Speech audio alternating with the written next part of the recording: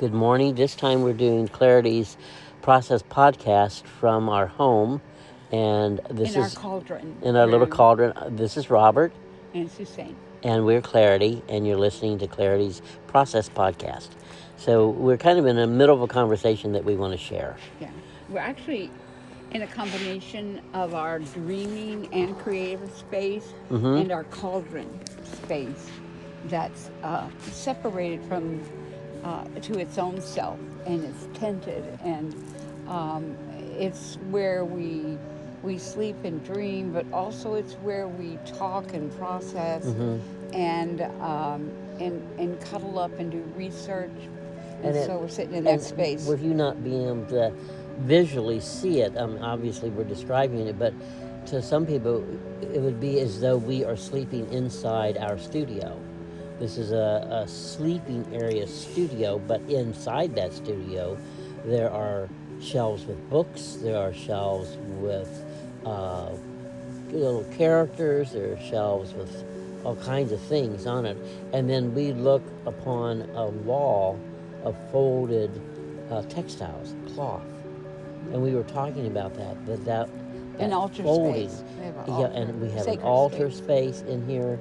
So, and a lot of decorative pillows and linen sheets. And there's just a whole plethora of comfort, and also a way for us to have a space where we can dive deep into not be interrupted. Yeah, and what's underneath the creative work that we do, and where the roots of it. And when we lay down, we look across to a wall at just past our feet, and it's a whole wall of folded cloth.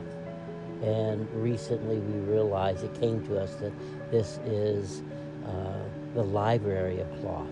It's as though there are bookcases filled with folded bolts of cloth, and these are it'd be like they're scarves and going up everything. Maybe 20, 30 feet. Not in this room, but not in this room, but there was space. Yeah, so we saw the etheric shape of it as well as the physical shape of it. And why so much of our work is about cloth, about fiber. It's about listening, about the thread.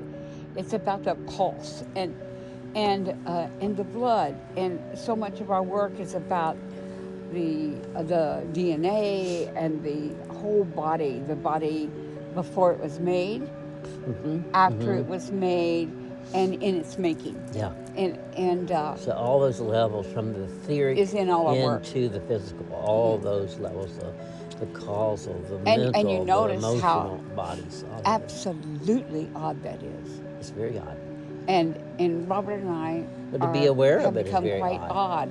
We are together following it. And that's also called individuality. It's also called sovereignty. And it's also called deep listening. Yes, it is. It is. And we couldn't and wouldn't be any other way. And we got so excited about this part of our conversation this morning. It's like, well, of course we need to share this, because sharing it to other creatives is a way for you as a creator to look deeply in at either what you're feeling or doing yourself, or your surroundings, your studio, your kitchen table, a corner in your living room, whatever it takes to be able to do what you do. How this space became what it is because of what this space needed. And because we're odd, we allow a lot more unusual things in this space than most people would. But they translate out your sleep space, your bedroom, whatever. We also know the importance of direction. That the direction you're facing is very important to your dream space, your dreaming space, your manifestation space. And we had gone from a west-oriented sleeping space and changed it to a north-oriented sleeping space because of nightmares. Yeah. And it was immediately relief. Yeah. As soon as Much we relief. changed the direction. And I think that that we don't know that how much our dream state is oriented to another whole visionary part of ourselves. Yeah. And today we've been we've had our coffee and our breakfast, and we're still in this space. And it's so funny to me because it's really kind of upset me over the last, as we've been redoing the whole house. It's like, oh my God, it's like you can never get done. And here you get one room, straightened up, and you got it a new way. And then all at once you work in another room and it completely unlayers the first room again. Yeah. And then all at once the first room becomes more than it was before. And then you got the first room and you got the second room and you move to the third room. And all at once the third room is becoming something completely different because of what you have changed in the first and second room. And it's been a bit overwhelming because this change at this time in our lives is big, but it's different. Mm-hmm. And the whole world is having to go through this portal, and so there's a lot of I would call vastness to this change. Yeah. So here we are in this little back room that we have here that's very magical to us. The walls are all painted green, but a lot of it's covered up, and it's very tinted and a lot of cloth. We have a canopy, a quilted, a lightweight Indian quilted fabric over the bed. And so it comes down like a teepee on one keeps side us where we warmer, have and it's like a tent. Yeah, it's like a tent. Then the other side goes up across a bar. A bar, which actually holds it, and then also then it kind of part of it drops down like a skirting. So then you have a little. But when you get up above it, there's another whole gallery. Yeah, on the other side. On the other side, and as we've been changing this, it's like what we sleep on has changed completely from cotton or a blend to completely linen. Yeah. And if that's anything about the inequality of what we're all coming to in this, that would be it. Yeah. To go from that to linen, I have never experienced linen. Not in linen clothes, but not linen, and what it is to sleep within and fold into. And I just about cried the first night. It's such a remarkable difference. All night long, my feet keep moving in the linen, and they have never been so nurtured. So this space and then this space where we sleep is changing over and over again, and then the space below that is a kind of a extension of the sleeping space, except it's tall, and it goes all the way up to the ceiling, and has levels of books and shelving and clothes and pillows and other DVD, movies. So we have, and then it goes all the way down to a hammock, a leather hammock, and then that has a closet in the back. Not hassock. Hammock. Hassock, not hammock. Yeah. And there is where usually Robert sets up his little desk and types from. Little like lap desk. And then I'm directly across from him kind of on the bed. Yeah. Both of us have room to stretch out and everything. And write. And we're giving you the landscape. The reason we're talking about this is giving you the landscape of layers. How does your creativity fold in with itself, on you, you fold into it.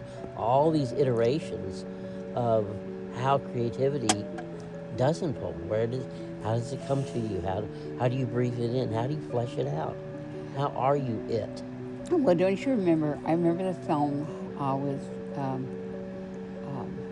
Robin Williams, and I love Toys, yes. Toys. Oh gosh, yeah. In the part where they live, where he lives, is like it's a large dollhouse, and he and his sister and everything, and you go into the sister's room, and it's a great big huge room, and there inside the room is a smaller chamber Mm-hmm. where her bed is like a swan or Swan. something. Yeah, I think it But was the swan. swan it's a smaller room inside the big room. Mm-hmm. And I think it has cloth on it going down to Yeah. the Yeah. floor. And so you can see through it. And that's, people don't think of that. It's like there's the beauty of having a vaster, bigger And didn't it kind of space. fold down like a pop-up book? It did. Yeah. And they like the larger space. So do we. Mm-hmm. But the smaller space inside the larger space is the ideal Yeah. way to work with it. Because it kind of focuses you Yeah, you into pull, a certain but at the same time you have this idea. deep breath. Yes. And we then outside of this space, this back room is not that big. We have a little hallway Mm-hmm. with it's like the hallway of shelves, and we have things that we're storing. Mm-hmm. Mm-hmm. And then we have our clothes, and we've Mm-hmm. taken some of the shelves out and created hanging space, because for a long time we didn't have a hanging space bigger than maybe a yardstick. Yeah. So we've done that. So there's this long hall that has become like a library of fiber. Uh-huh. And I love it. and then in between this space of our bedroom and going to that hall, there is another magical kind of portal that is a door. Mm-hmm. On one side doorway? it has a door, but it's actually a door in it.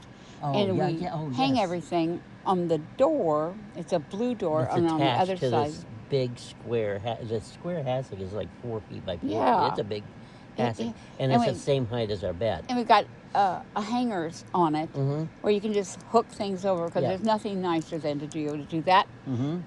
And your favorite things, and your clothes. Like for me, the clothing comes in 3 or 4 categories. You have the vastness of your clothes, and then you have the vastness of your favorite clothes, and then you have the vastness of the clothes that you go to fastest every day.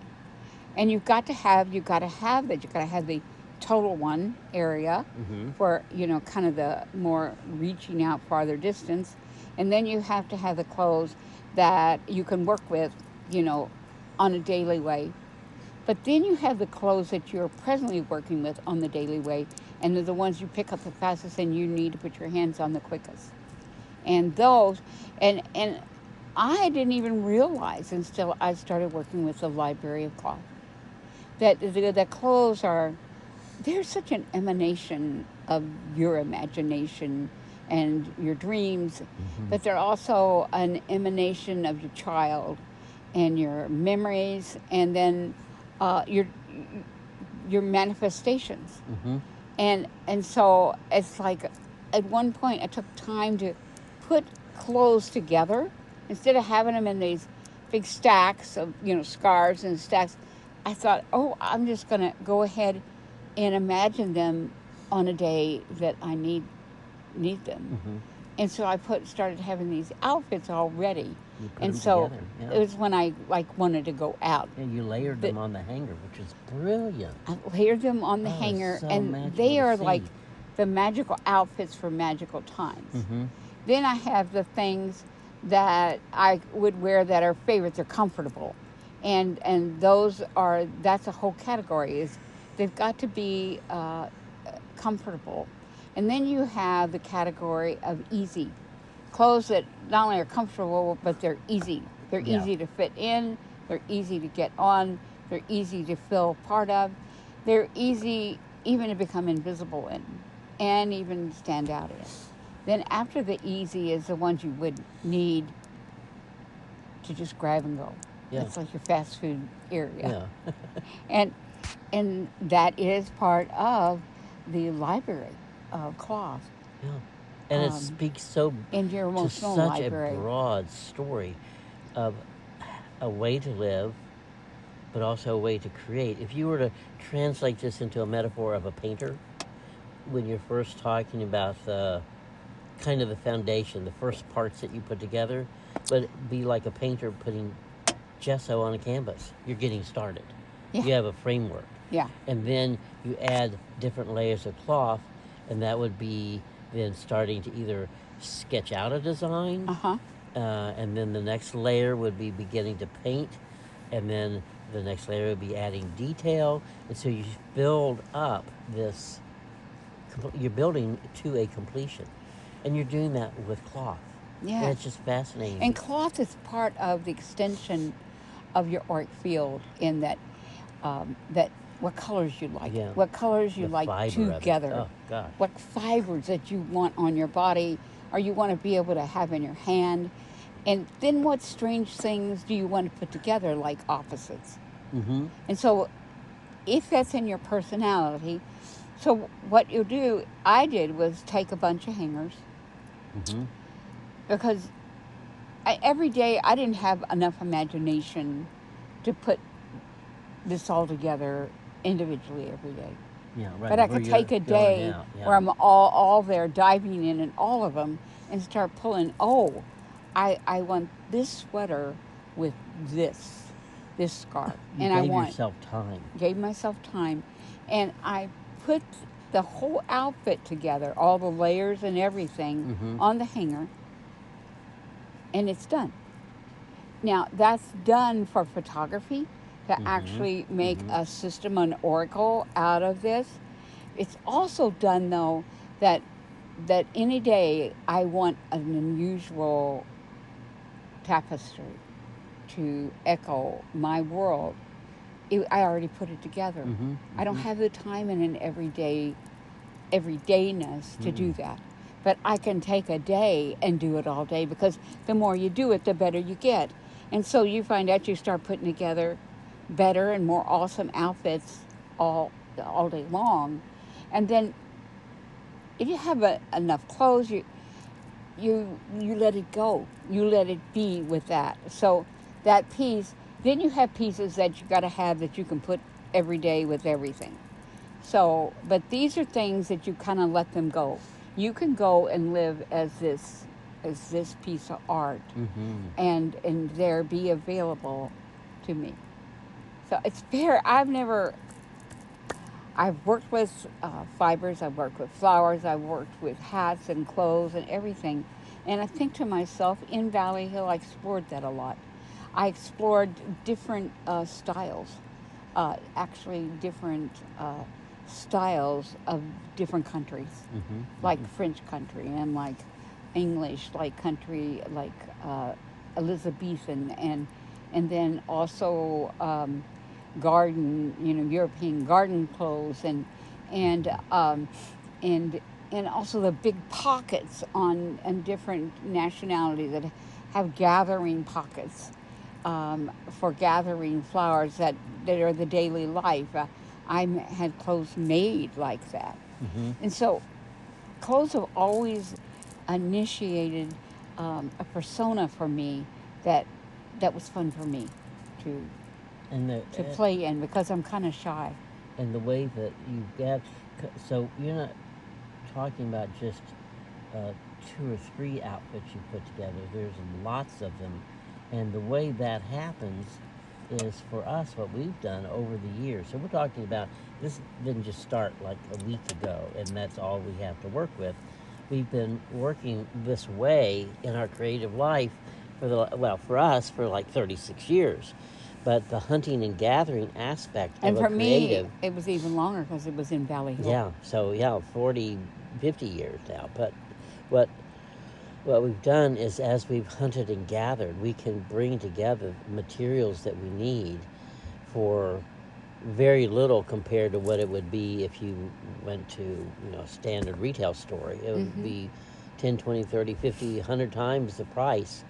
And But I found out in Valley Hill that my clothes could be as fabulous as any stylist or any designer, because as I became more Valley Hill, I started designing my own clothes.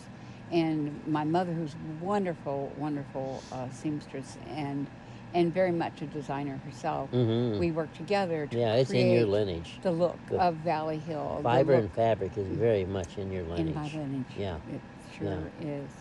So, Yeah. so we wanted to share this aspect of how things come together. So you, as a creative, listening to this, uh, take a nice deep breath. Think of all the wonderful things you have accomplished, the things that you haven't yet, or you're in the middle of that are frustrating or confusing Your or library of overwhelming. fibers. The Yeah, fibers, start what, collecting. but start noticing your library of Yeah, fibers. your library. What are the colors that you put together the most? Or what are Mhm. the ones that you use, the colors that are more like calling cards? Yeah. Or also the things you put together that become like butter. And then Mhm. what piece do you put there that kind of is initiator, starts it out. And you start seeing that you have, you really have not only a definite persona, but you have a definite image in one way or another. Yeah. So And it doesn't have to follow anyone else's. I didn't no. even know it existed. Yeah. And through Valley Hill, I started to learn about my own library of cloth. And see, I would have half the library of knowledge of the folds and the bends and the creases and the threads of what the library of cloth is about if I hadn't found you, because that wasn't part of where my world was. That when we brought our two worlds together, then and we were so creative and we were driven with that creativity and being together and sharing the excitement of our curiosity and what about this and how about that and ooh, doesn't that look wonderful, or oh, look at that shape, or listen to that sound, or all the different elements that are in the world that you can create from. I mean, it's endless. And And we're to trying right now to bring together not only audio mm-hmm, but visual, mm-hmm, and to make it in film, yeah, and then music yeah, and animation. And so we're trying to bring, and this time the library of fiber be all those threads. yeah. And so there are those of you out in the audience that those topics that we just mentioned are just so familiar to you that you do that sort of thing all the time. To us, where we are and what the way we're using it now, it's new to us. So it's very curious. It's overwhelming Well, we because we do it, don't but to quite know become how to. conscious of it. Yes, we don't know how it all goes together, but we have the excitement of these pieces coming together. We are part of it, but we're also calling it to us. And when you do that, when you put out a call for your creativity to help come and assist you, then you're not alone in it. You have the elements of what When it you do made that, up. then all at once you're at the Goodwill, Mm-hmm. and the most fabulous fiber, one of Mm-hmm. the most fabulous fibers of them all, comes into your hands. And it comes into your hands for a tenth of what you would have had to pay Yeah. to have it. So that call, you go to the place where things aren't all set up and priced and they're just that, like going to TJ Maxx or Mm-hmm. Walmart, Mm-hmm. but to a place where it's like, the Goodwill to me is like the house of calls. Everybody goes there, has called for something, and then they go there because the call is answered in one way or another, and you Mm-hmm. see people going out with their carts and look so happy. And even if the call wasn't a special, a certain thing, it was the Mm-hmm. adventure of it, and it could be the memory of it, and Sometimes some of the best things you find are things you had never even thought of, I but it know was it. there for you. It was waiting When you for wouldn't you. even have dreamed of You it. wouldn't I got the most even beautiful think of it. gloves that are finger, the fingers are out, Mm-hmm. and they are handmade out of Felted felted sweaters. sweaters, Mm-hmm. and it's just a one building operation. Yeah. In, where is it? In I Boston can't remember or, right off the bat now. or Maine? I'm not quite sure. Anyhow, it's just one building, Mm-hmm. and they make this glove that I found at the Goodwill, and they make whole gloves, and then they make this glove with the fingers Fingerless. out. Yeah. And I've never heard it before, and I would have never heard of it before, but there it was in a little basket, and it was $2. I picked them up. They still had the original tag on them.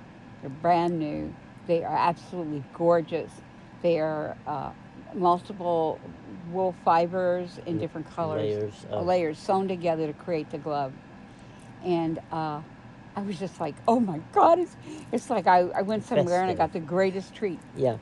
We went home and we looked it up, this company, and those gloves, and these were brand new. They had nothing. Mm-hmm. The finger, just like what I got, was $55 to $60. That's the magic. Mm-hmm. When you make the call, no matter who you are or how much or less money you have, it gets answered. So someone that doesn't have the money, like Robert and I, we have the right to make the same call, and it just comes to us in that way. Mm-hmm. And that happens. That is the way our creative life goes. So we have lots of things here that are immediately used, lots of things that we have ideas about using, and lots of things that we need just in our daily life. And it all comes, and you have to be patient about what call it's answering. And some of our calls are bigger than we've ever guessed, and this is just a piece of it. Mm-hmm. Isn't So that's just incredible, and we have loved sharing this with you because we fell into the excitement about it today. I mean, we're always excited to wake up into any day that is being given to us, but some days there's just a certain spark to it. And as we were sitting here talking, we just realized this is really sparky. We've got to share this because it translates. You may not be working or think you're working with a cloth or a fiber, but there's something about what you're doing that is woven into something else. So follow the threads and see what dots are connecting, what beads are being strung on this invisible come into touch line with your library of cloth. Yeah. Look around and listen to what is speaking cloth, to you. I think, is always a sacred witness. It is, absolutely. Well, thank you for joining us on this podcast. Usually we do it down at the boardwalk at the ocean, but we didn't want to wait because we were excited about sharing this. This is Robert. And Suzanne. And we're Clarity, and you have been listening to Clarity's Process Podcast. Join us again, and if you like what you're hearing, please share it with your friends. Bye for now.